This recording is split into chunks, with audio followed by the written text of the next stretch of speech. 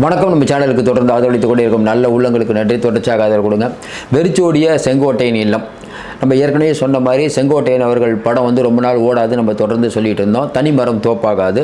இன்னும் குறிப்பாக சொல்லணுன்னா, ஒருவர் வந்து அரசியலில் வந்து 2ஆம் இடம் அப்படிங்கிறவங்க 2வது இடத்துல தான் இருப்பாங்க. முதல் இடத்துக்கு வருவதற்கான வாய்ப்பில்லை. அவங்க அதுக்காக போராடவும் மாட்டாங்க. ஒன்று வேணா இப்போ அண்ணா நம்ம செங்கோட்டையன் அவர்கள் பண்ண தவறு என்னென்னா, இந்த டைம் அவர் பேசியிருக்கூடாது. அவர் வேறு ஏதோ ஒரு விஷயம் பேச போக அது வேறு மாதிரி முடிஞ்சிருச்சு. இப்போ பல கேள்விகள் மக்கள் கேட்கும்போது அவர்கிட்ட பதில் இல்லை. அதிமுககாரங்களே கேட்கும்போது பதில் இல்லை. சரிங்க, உங்களோட நிறைய பேர் போனாங்களே, அவங்க எல்லாரும் ப்ரெஸ் மீட்டில் வந்து இந்த மாதிரி பேச வேண்டியதானே. ஒரு தனியாக ஒருத்தர் வந்து ஒரு கட்சியில் இருக்கக்கூடிய ஒரு அடிப்படை உறுப்பினரோ இல்லை ஒரு பொறுப்பு வாய்ந்த யாராக இருந்தாலும் ஒரு கட்சியை பற்றி இப்போ வெளியில் பொதுச் செயலாளருக்கு எதிராக வந்து நீங்கள் வந்து கெடு கொடுக்கறது அப்படின்னு எந்த கட்சியும் அனுமதிக்காது. இன்னொன்று, கெடு கொடுக்கறத கூட எடப்பாடி பழனிசாமி 2-3 நாள் நியூஸ் முடிஞ்சிருக்கும். இவர் டெல்லி போனது அதை விட தவறு.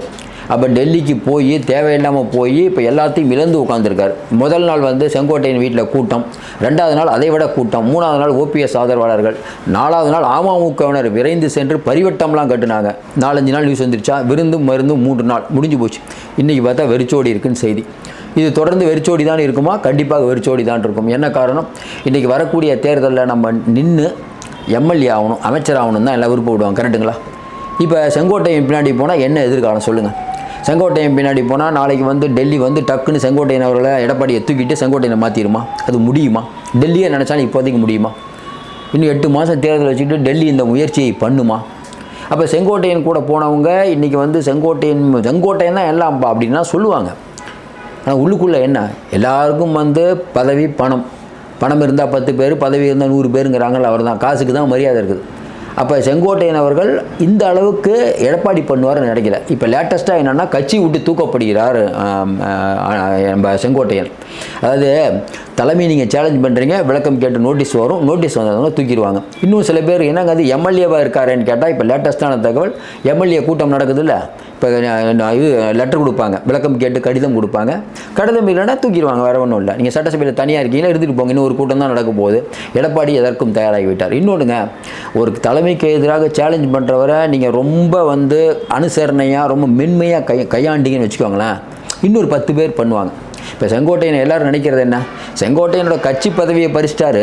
அப்போவே ஒரு மக்களுக்கு, ஒரு அதிமுக காரங்களுக்கு, பொதுமக்களுக்கே என்னங்க திடுதுப்புன்னு டக்குன்னு ஜெயலலிதா மாதிரி பறிச்சிட்டாரு.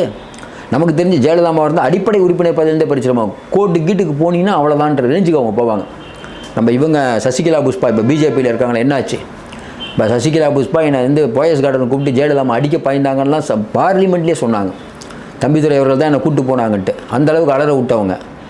கராத்தே தியாகராஜன் அதிமுகவில் இருக்கும்போது ஒரு பெரிய பிரச்சனை நடக்குது, ஃபாரினில் போய் செட்டில் ஆனவர் தான் வரவே இல்லை. இப்போ அதுக்கப்புறம் தான் ஜெயலலிதா பதவி விட்டு இறங்குனது தான் இங்கே வராரு. ஏன்னா கடந்த காலத்தில் நடந்தது. அப்படிப்பட்ட சூழ்நிலையில் இன்றைக்கி செங்கோட்டையன் அவர்கள் தேவையில்லாமல் இவர் ஒன்று நினைக்க போய் அது வேறு மாதிரி நடந்து விட்டது. யாரையோ பேச்சை கேட்டு இவர் நடந்து விட்டார். சில பேர் சொல்கிறாங்க, இல்லைங்க திமுகவில் இருக்கக்கூடிய முக்கியமான இப்போ இருக்கக்கூடிய ஒரு IAS அதிகாரி தான், நீங்கள் ஒன்றும் பிரச்சனை இல்லை, நீங்கள் பண்ணுங்கள், பின்னால் நாங்கள் இருக்கோம், எவ்வளோ பெரிய சீனியர் நீங்கள் பண்ணுங்கன்னு உசுப்பி விட்டார். இன்னும் சில பேர் இல்லைங்க அதிமுகவிலே இவருக்கு பிரச்சனை ஆகிடுச்சு. இப்போ என்னென்னா, எடப்பாடிக்கிட்ட ஒரு வேண்டுகோள் வைப்போம். வேண்டுகோள்னா ஒரு கெடு மாதிரி வைப்போம். எடப்பாடி பழனிசாமி எந்த ரேஞ்சில் போகிறாருன்னு பார்த்துட்டு முடிவெடுக்கலாம்னு நினச்சாரு. எடப்பாடி பழனிசாமி ஆட்டத்தை முடிச்சிடுவார்னு நினைக்கல. இன்னும் குறிப்பாக அவர் என்ன நினச்சாருன்னா, பின்னாடி நிறைய பேர் சப்போர்ட்டுக்கு வருவாங்கன்னு நினச்சாங்க. சப்போர்ட்டுக்கு யாருமே வரல. அரசியலில் இவ்வளோ நாள் இருக்கீங்க. ஜெயலலிதா அம்மா அவர்கள் காலத்தில் உங்கள் மேலே கலைஞர் அவர்கள் வழக்கெல்லாம் போட்டு நீங்கள் சிறையில் இருந்தீங்க. அப்போல்லாம் கட்சி மாறலை. எப்பயுமே கட்சிக்கு விசுவாசமாக இருக்கக்கூடியவர். இன்னும் குறிப்பாக ஜெயலலிதா அம்மாவுக்கு வந்து நீங்கள் வந்து எங்கெங்கே போகணுங்கிற பயண திட்டத்தெல்லாம் போட்டு கொடுத்தவர். கரெக்டு.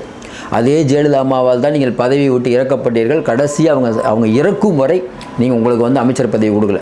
நல்லா யோசனை பாருங்கள். எடப்பாடி பழனிசாமி அமைச்சராக்குனாங்க, உங்களை அமைச்சராக்குனாங்களா? ஏம்மா எடப்பாடி பழனிசாமி நீக்கினாங்கங்கிறீங்க, நீக்கி அவருக்கு மறுபடியும் பதவி கொடுத்தாங்க, உங்களுக்கு கொடுத்தாங்களா? பேசுகிறதுல என்ன வேணால் பேசலாம்.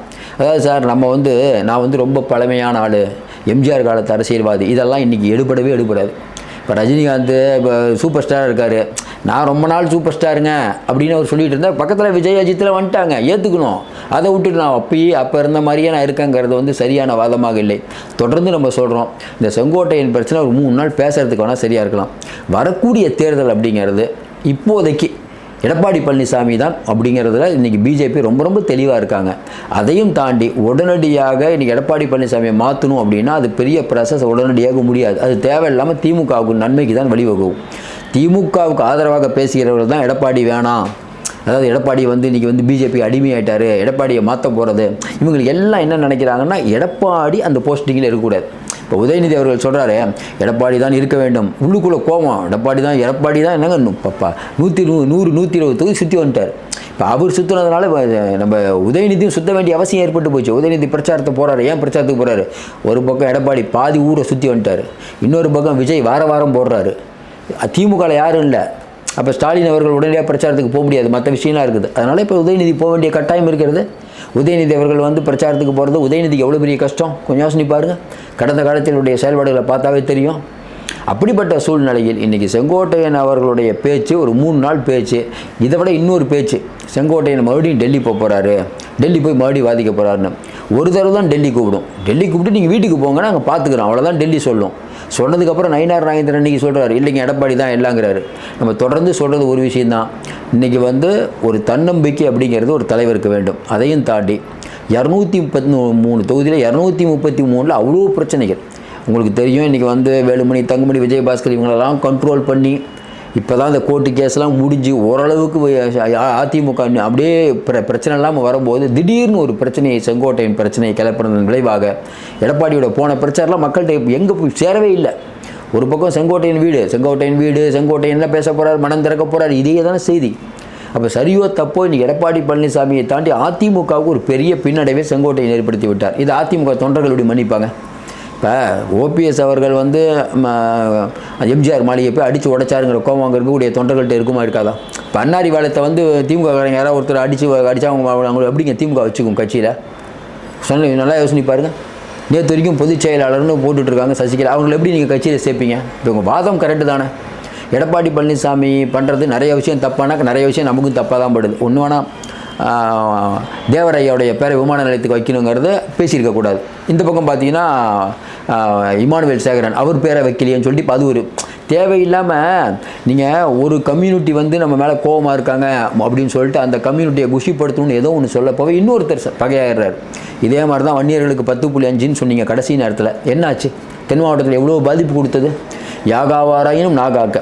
எடப்பாடி பழனிசாமியை பற்றி நல்ல விஷயங்கள் பேசும்போதும் அவர் தவறுகள் செய்தால் அதை சுட்டி காட்டுவது நம்ம கடமை. நீங்களே சொல்லுங்கள். எடப்பாடி பழனிசாமி இன்னொன்று கூட இருக்கவங்களுக்கு கேட்டிருந்தாலே சொல்லியிருக்க மாட்டாங்க.